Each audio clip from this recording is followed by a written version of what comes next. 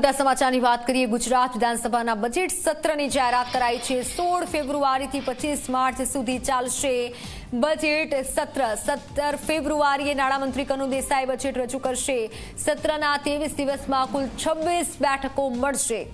પૂરક માંગણી પર ચર્ચા કરવા 2 દિવસ ફાળવાયા છે। ગુજરાત વિધાનસભાના બજેટ સત્ર 16 ફેબ્રુઆરીથી 25 માર્ચ સુધી બજેટ સત્ર ચાલશે।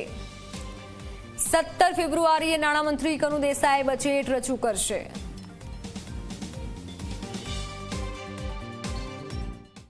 17મી તારીખે ગુજરાત રાજ્યનું 2026-27નું અંદાજપત્ર ગુજરાત રાજ્યના માન્ય નાણામંત્રી શ્રી ગુજરાત વિધાનસભાની અંદર રજૂ કરશે।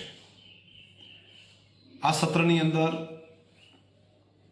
કુલ 23 દિવસો અને 26 જેટલી બેઠકો રાખવામાં આવી છે।